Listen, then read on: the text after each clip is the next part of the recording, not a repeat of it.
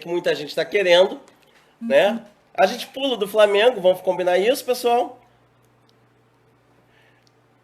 Vamos lá, pessoal. E aí, boa noite mais uma vez, mais uma noite de quinta-feira aí, a gente fazendo essa live. E hoje o tema é futebol. Futebol, inclusive, a dica que eu dei para vocês na terça passada foi visitar fazer o tour virtual do Maracanã. Alguém chegou a fazer? Vocês gostaram?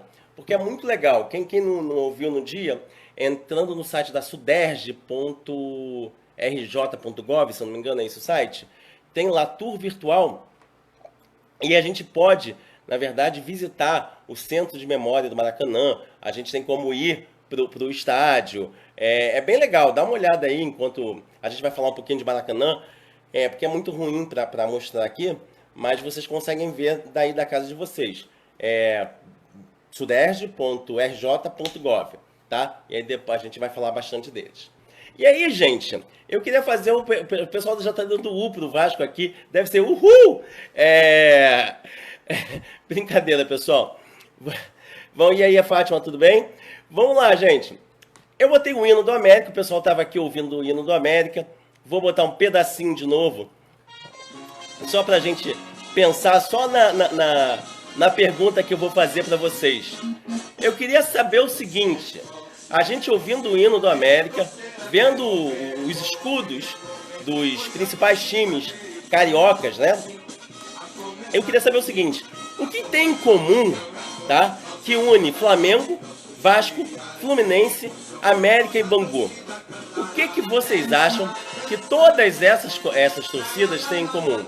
Tem uma coisa que é muito interessante quando a gente fala dessas torcidas e desses clubes, que embora pareçam muito diferentes ou muito distantes dos outros, na verdade eles têm mais coisas em comuns do que nós pensamos.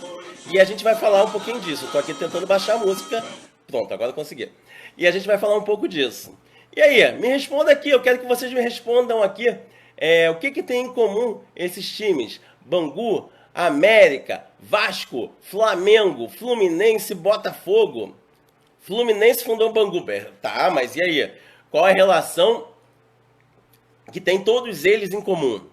Ah, o Marcelão respondeu. Lamartine.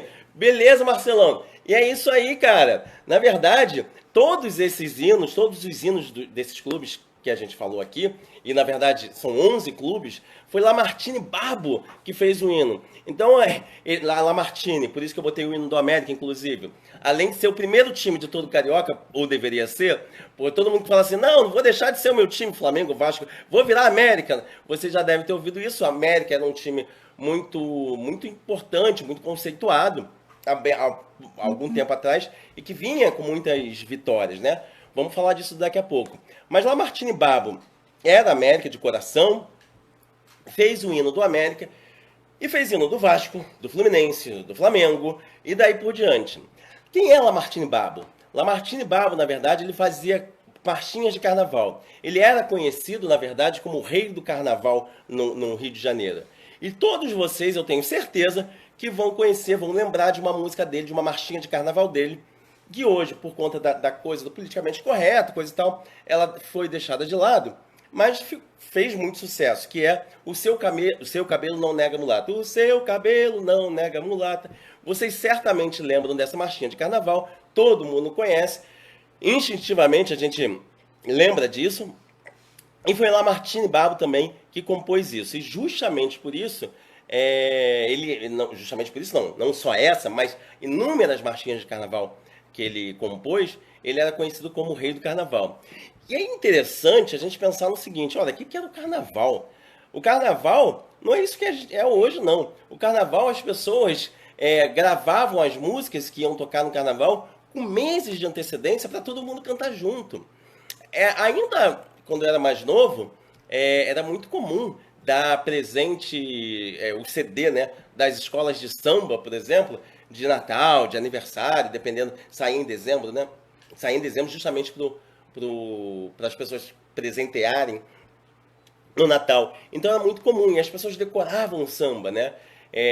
Hoje muita gente vai para o ensaio das escolas, coisa e tal, mas ainda não é tanta gente assim. Então as pessoas conheciam o samba pelos CDs. Mas quando a gente está falando, Lamartine é da década de 40, né?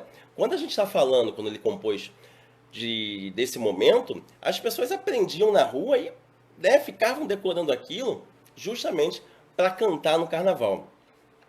E aí, Lamartine, então, ele acaba unindo todos esses clubes. A partir de quê? A partir justamente da música que ele compôs, ou das marchinhas, na verdade, que ele compunha. Ora, e aí é bastante interessante a gente pensar, inclusive, quando ele compõe essas marchas e esses hinos, pensar o seguinte, olha, o que era o futebol? A gente sabe que o futebol chegou com os ingleses no Brasil. Na verdade, nós podemos falar de várias chegadas do futebol no Brasil. Por quê? Porque tem sempre a história, por si só, ela tem uma coisa que eventualmente não está claro, né? Não está definido. É isso sim, mas existem indícios do que pode ter acontecido. Então, o futebol, alguns vão falar que é para Charles Miller, outros vão falar que surgiu em Bangu, por exemplo. Quando a gente vai na fábrica de Bangu, tem lá a estátua do fundador, supostamente o fundador do futebol. Mas a gente pode dizer com certeza que chegou com os ingleses. No século XIX, vocês vão lembrar, você tem um Brasil se industrializando, né? A gente chegou até a falar um pouco na live passada, esse momento do século XIX, a questão da industrialização, a questão da proclamação da República, e o futebol, e os ingleses chegam aqui, e os ingleses trazem consigo a ideia desse futebol, a ideia de se jogar futebol. Mas o futebol era um esporte de elite, inicialmente. Então, quando a gente pensa nos estádios, um pouco mais à frente, a gente vai falar mais detalhadamente disso, mas quando a gente pensa no evento futebol, era um evento da elite. As mulheres colocavam as suas melhores roupas, os homens colocavam os seus melhores trajes e iam para onde? Iam para os estádios. Iam assistir, iam ver esses jogos. Ainda tinha isso bem no início, ainda quando a gente sequer tinha uma profissionalização do futebol.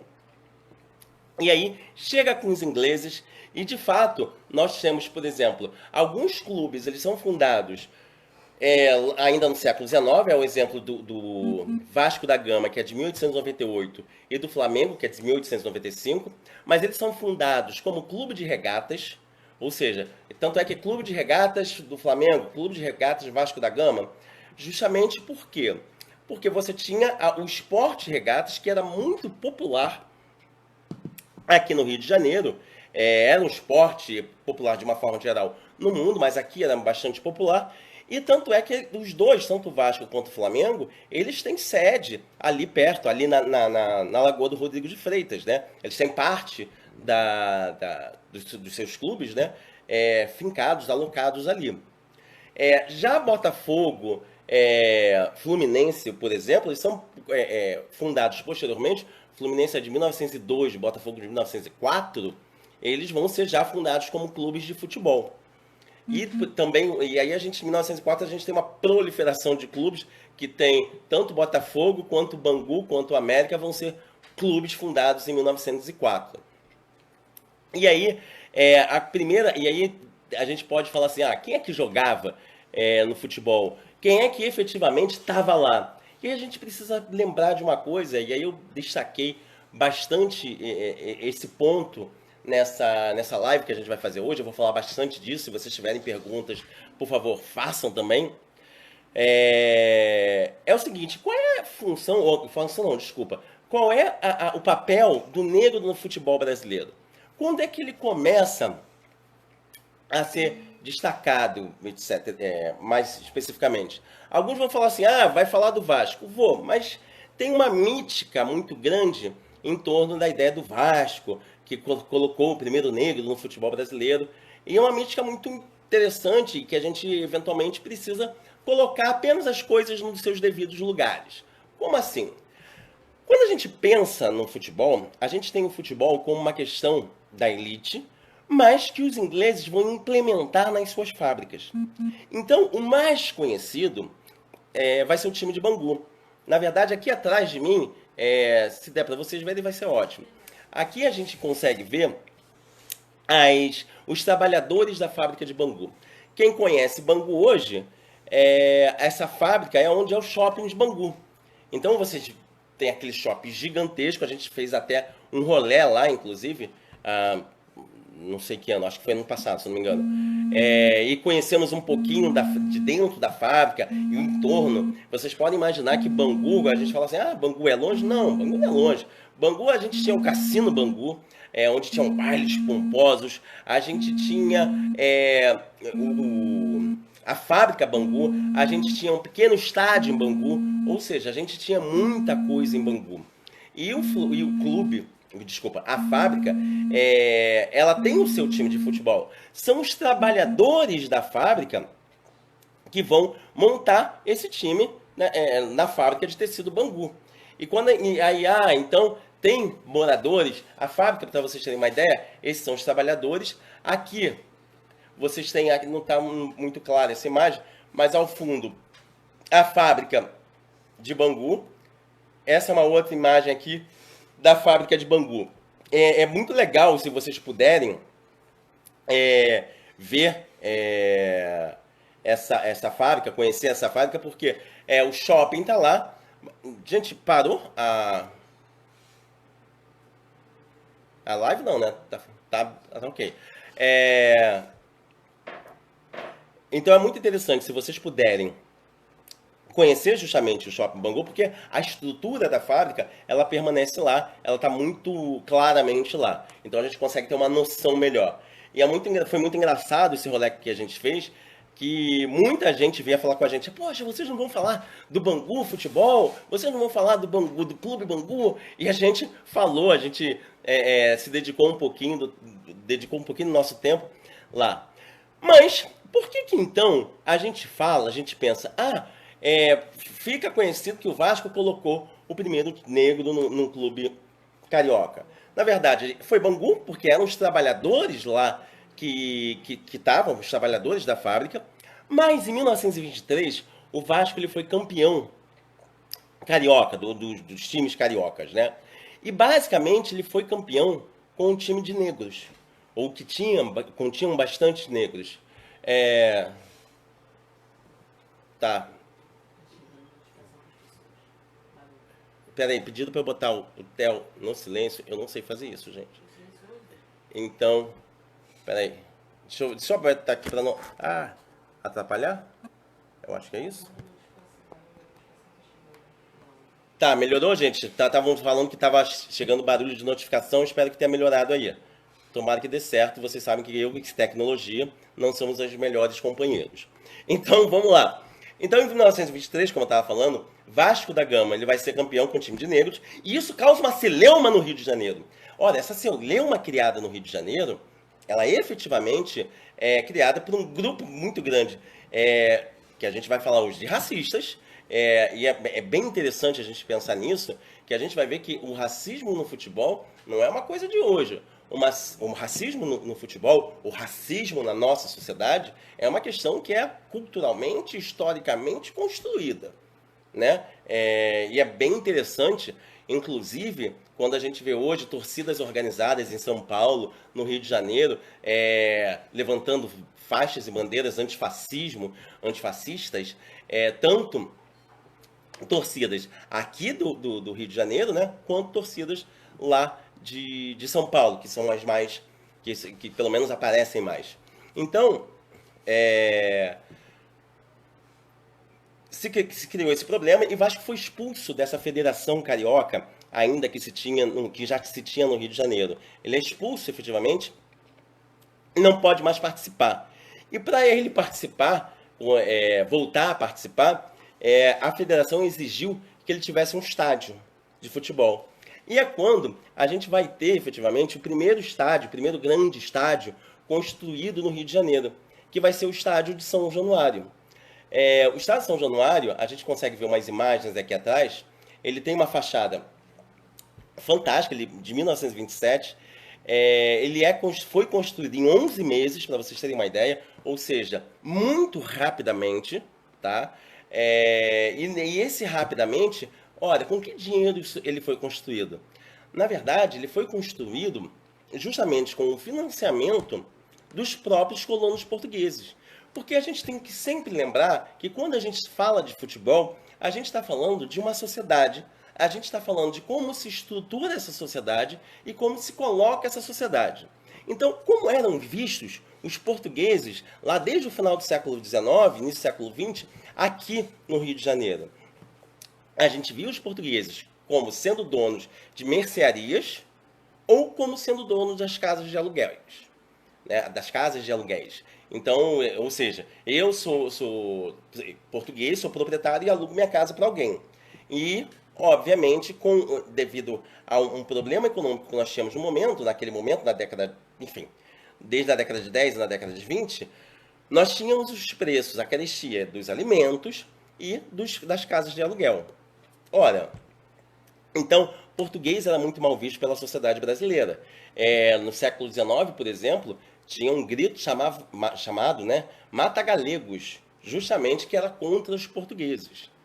Então, Vasco viu aí uma oportunidade muito clara, tanto agregando negros no seu time, quanto construindo esse estádio, de fazer o quê? De abarcar para si essa população, ficar mais próximo da população carioca, da população que eventualmente estava contrário aos portugueses. Então, o estádio Vasco da Gama, isso é inegável, né? Isso é sem bairrismo de time. O estádio do Vasco de São Januário é um dos estádios mais bonitos do mundo, do Brasil, desculpa.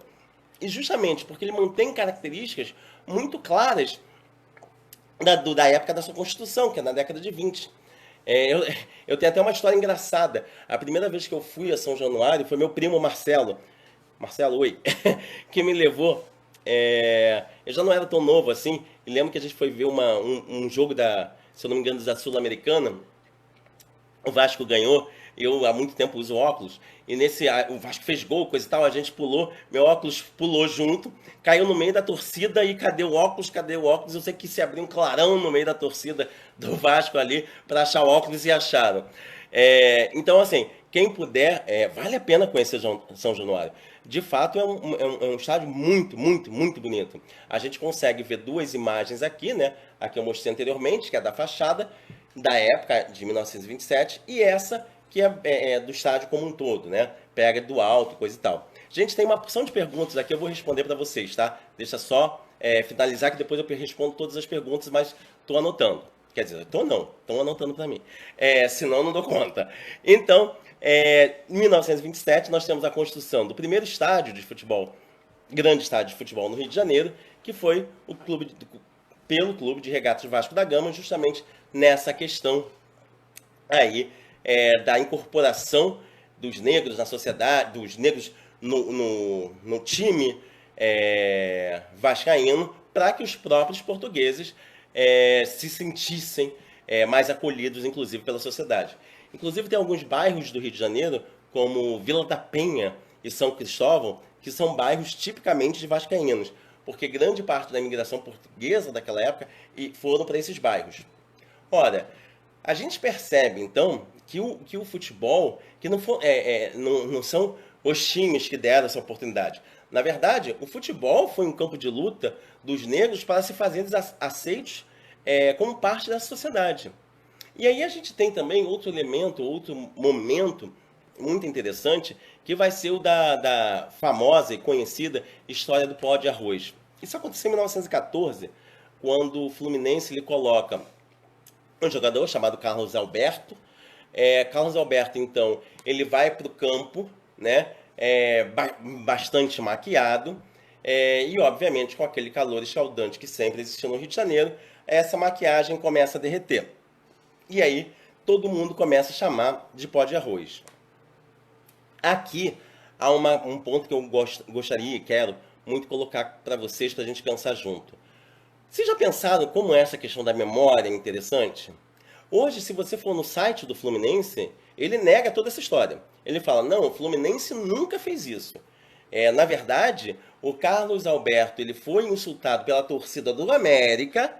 Por quê? Porque ele jogava no América e foi para o Fluminense. Então, serviu na verdade, como um desabafo da torcida, mas que o Fluminense nunca teria obrigado. De fato, o Carlos Alberto estava maquiado.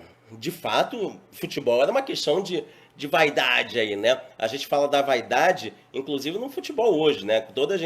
Toda vez a gente tem o quê? A gente tem o jogador que botou penteado tal, que tá maquiado, que tá isso, que tá aquilo. Então essa ideia da vaidade no mundo do futebol também nem é nova. Mas, de fato, o evento existiu. E aí, também interessante a gente notar que nos anos 30, e eu vou me dedicar bastante aos anos 30, nos anos 30 o Flamengo ele incorpora, ele pega os principais jogadores negros da cidade do Rio de Janeiro e a torcida adversária, em contraposição ao pó de arroz, passa a chamar o time do Flamengo de pó de carvão. E aí, de novo, gente, a gente percebe que o racismo continua o quê? Continua forte, intenso, desde aquele momento, não só na sociedade, óbvio, né? Mas como ele é representado no futebol. Ele é representado por questões desse tipo. Na década de 30, o que acontece? A gente tem o Getúlio Vargas entrando no poder, como a gente fala, né? Não foi um golpe que ele entra no poder, efetivamente. E a partir do momento que ele entra no poder, ele tenta regulamentar uma série de questões. De fato, o Vargas ele percebe nas ações culturais, nas atividades culturais, uma força social muito grande. Então, ele cria uma série de instituições, como cria Instituto de Cinema, cria Instituto do Livro, Instituto do Circo, mas ele vai criar o Conselho Nacional de Esportes. E esse conselho ele fica responsável por regulamentar a atividade no Brasil. E é aí que a gente passa a ter uma maior profissionalização do futebol brasileiro, do futebol carioca e do futebol brasileiro. E aí a gente tem, inclusive, uma outra imagem aqui, só para mostrar para vocês, acho que eu passei demais. Essa imagem aí é de Getúlio Vargas no campo do São Januário. São Januário ele serviu como palanque, como lugar aonde o Getúlio Vargas, não só Getúlio Vargas, como outros representantes do poder, faziam seus discursos, porque ali cabia uma quantidade muito grande de gente, né? Vamos pensar Rio de Janeiro na década de 30, na década de 40. Então era um estádio que cabia muita gente. Então ele fez, a gente está vendo aqui uma imagem, que é ele justamente em São Januário. Ora, se a partir da década de 30 nós temos essa tentativa de profissionalização, é um momento também que o futebol ele cresce para o mundo. Tanto é que a primeira Copa do Mundo que a gente vai ter é em 1930. Né? Em 1930, 1934, o Brasil participa das duas Copas e é um desastre em ambas as Copas. Ninguém dava nada pelo futebol brasileiro. Absolutamente nada. Só que em 38, o Brasil ele começa a desabrochar no cenário mundial. Tanto é que em 38 o Brasil fica em terceiro lugar. E aí, de fato, o mundo conhece o futebol brasileiro. Tanto é que Gilberto Freire, ele escreve, é um autor que escreve uma série de artigos e livros, né? Talvez o mais famoso dele seja Casa Grande, Senzala e Sobrados e Mucambos, são dois livros referência dele, né? Mas ele escreve um artigo num jornal de Recife chamado, tem até aqui, acho que vocês não vão conseguir enxergar, mas é o futebol mulato. Esse futebol que era escrito F-O-O-T ball, era escrito dessa forma, B-A-L-L, não era futebol como a gente escreve hoje, mulato, ele estava dizendo que porque o brasileiro ele tem um jeito diferente de jogar, um jeito malandro, um jeito mais gingado de jogar. Enfim, e vai apresentar isso para o mundo, né? E coloca efetivamente isso para o mundo, diferenciando, mostrando a diferença que existe entre o que é ser um jogador brasileiro e os outros jogadores. A Copa seguinte, a de 1938, devia acontecer na Alemanha. Só que o que acontece na Alemanha naquele momento? A gente tem a Segunda Guerra Mundial. Com a Segunda Guerra Mundial, a gente tem um cancelamento, obviamente, da Copa do Mundo. E a Copa do Mundo próxima acontece em 1950. E aí tem uma coisa bacana. Por que acontece no Brasil? Nós temos dois motivos bastante interessantes. Primeiro, que o Brasil, de fato, havia se desabrochado para o mundo como um colosso no futebol. E a outra questão era justamente porque, olha, o Brasil é um país que está crescendo. O Brasil cresce muito durante a Segunda Guerra Mundial. Ele vai para a Segunda Guerra Mundial, consegue ter um crescimento, e além disso, é um lugar que não tem racismo. Por favor, em muitas aspas aí.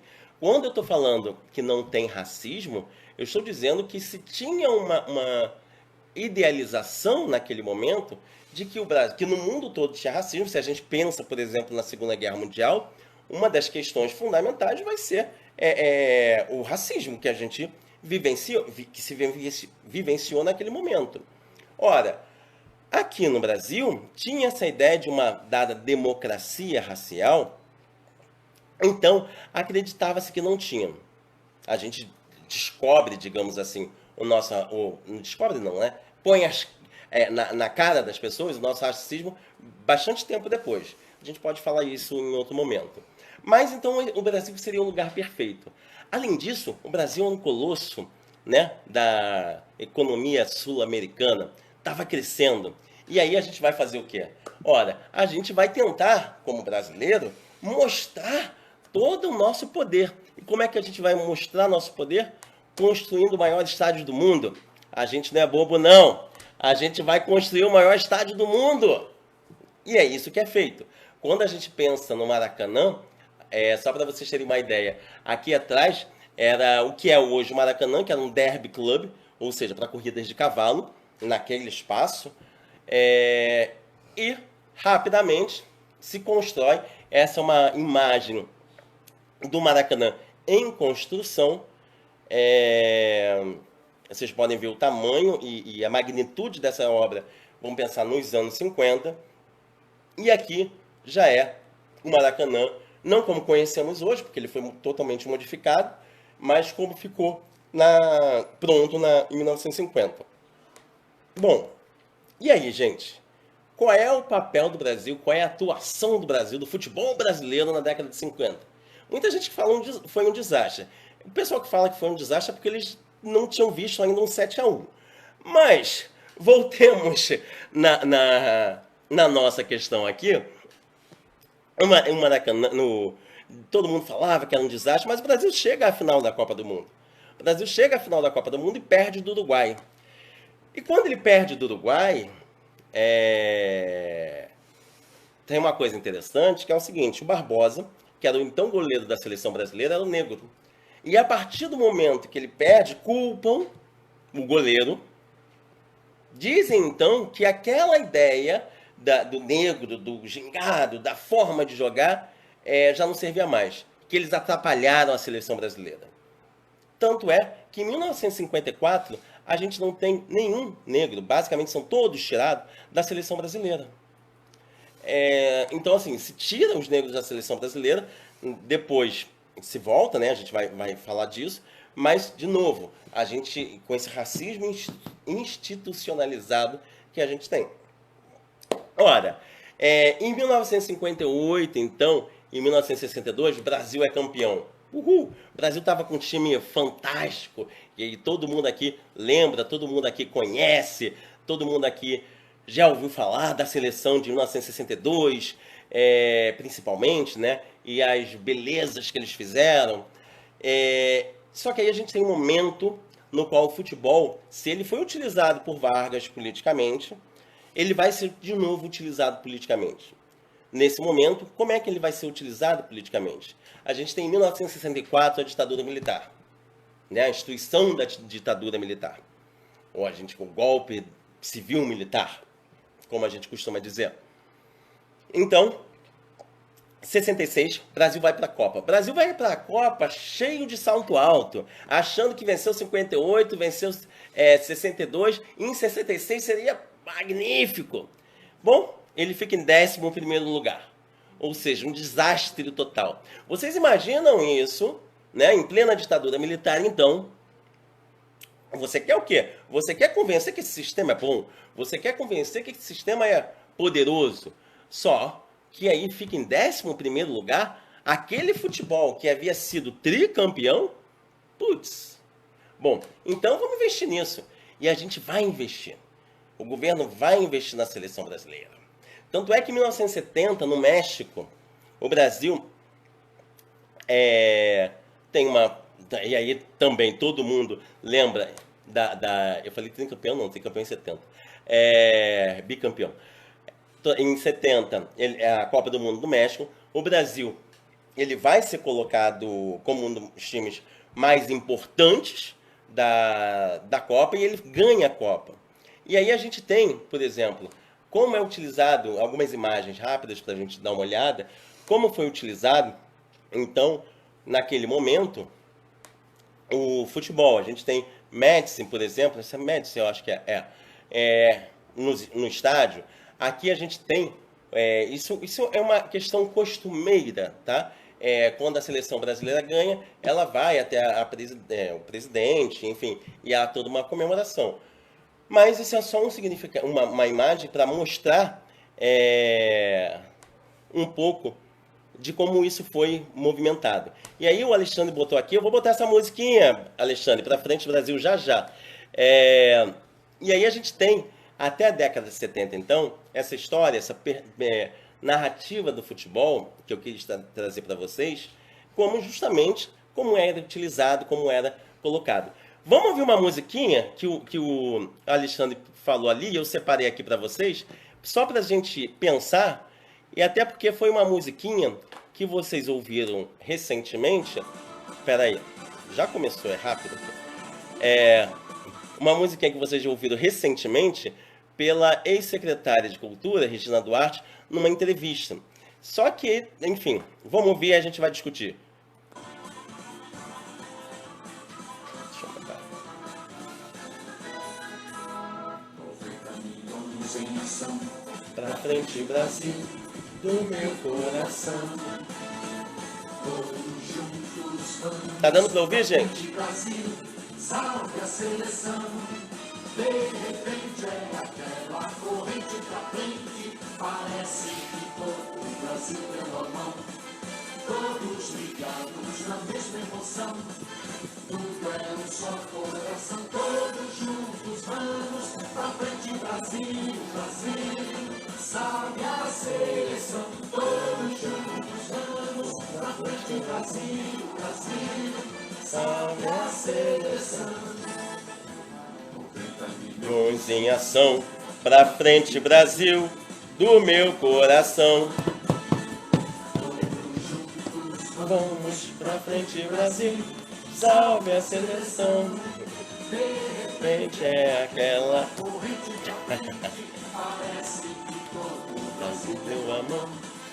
Todos ligados na mesma emoção, tudo é um só coração. Todos juntos vamos pra frente Brasil, Brasil, salve a seleção. Gente, é isso aí. E aí vocês imaginam essa música, né? Nossa, dá um estímulo bacana. Mas a gente está em pleno momento da ditadura militar e a ideia de pra frente Brasil, salve a seleção, a gente está falando de todo o movimento, todo o envolvimento político que a gente estava tendo naquele momento, né? Então, essa música era cantada pelos Incríveis, se eu não me engano. Ela fez muito sucesso. Só que era um momento que a gente tinha tortura, a gente tinha desaparecidos políticos, que a gente teve, enfim, uma série de questões bastante complicadas, no mínimo, para se dizer, e que precisam ser notadas. E o futebol, ele vai ser utilizado politicamente. Beleza? Pessoal, tem muita pergunta aqui, e aí eu vou responder algumas delas, se vocês tiverem, enquanto isso, já façam.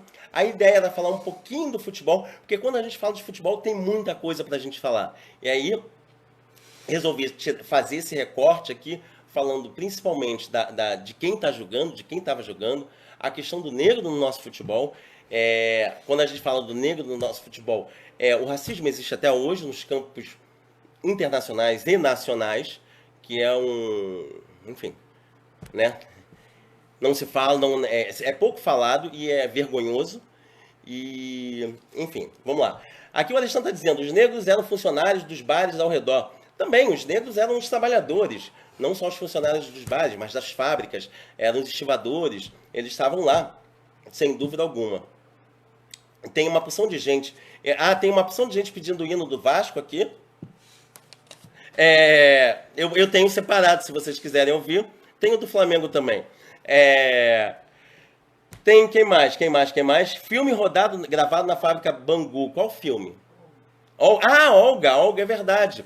O filme, não tá aqui. O filme Olga, que foi gravado, sei lá, de quando é, não lembro de quando é, mas é recente. Recente, tem mais de 10 anos.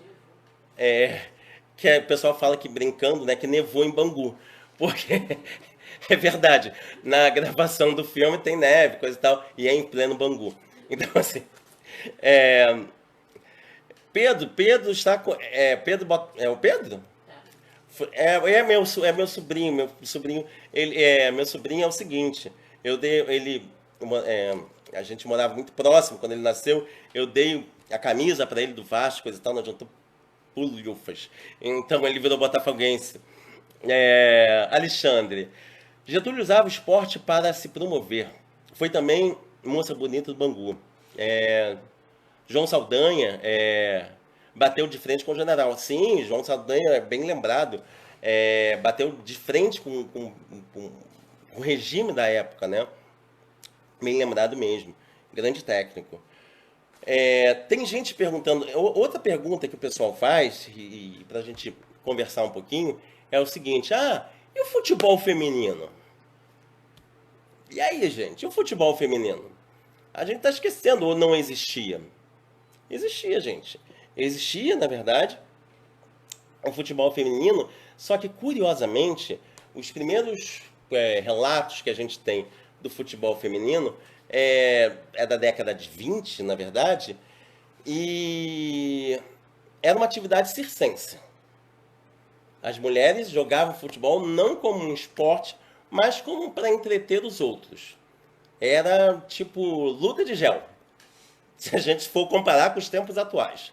Então as mulheres jogavam em alguns ciclos, onde primeiro se tem o registro, tá? Posteriormente ele vai ser proibido, o futebol feminino, e ele fica proibido, para vocês terem uma ideia, até a década de 70. Só é na década de 70 que vai ser permitido às mulheres jogar. E só em 83 vai ser regulamentado o futebol feminino no Brasil, né? Hoje a gente tem, até hoje, né, gente? Se a gente for comparar, por exemplo, o que é a Confederação Brasileira de Futebol, não fala que é masculino, é de futebol, dá para o time feminino e time masculino, é de uma desigualdade sem tamanho, né? As nossas meninas jogam com muita precariedade, de fato. Melhorou bastante, mas ainda muito precário. Beleza? E tem aquilo, né, gente? Tem alguns títulos aí que alguns clubes reivindicam. Alguns não são reconhecidos, outros são reconhecidos. Eu acho que a gente devia... de novo, eu falo aqui, já passaram tempo pra caramba, 40 minutos, e nem senti. Eu acho que a gente pode, se vocês quiserem, fazer uma outra live de futebol. O pessoal tava falando, poxa, não vai falar de São Paulo? O meu primo falou, não vai falar do Grêmio? A gente pode fazer, de repente, uma live pensando aí nesses clubes, que eu acho que vai ser bem legal, gente, assim. Então deixem as sugestões de vocês, deixem as dicas de vocês, deixem as perguntas, pode no canal do Rolé. Também quem quiser me encontrar, pode me encontrar no canal Lugar de História, fazer pergunta lá pra mim, não tem o menor problema. Beleza, gente? Me despeço aqui de vocês e aguardo vocês na próxima quinta. Próxima quinta é ótimo. Próxima quinta a gente vai falar um pouquinho de história e história em quadrinho. Então a gente vai ter Homem de Ferro, vai ter Homem-Aranha, vai ter muito super-herói legal. Tá bom? Beijo grande pra vocês.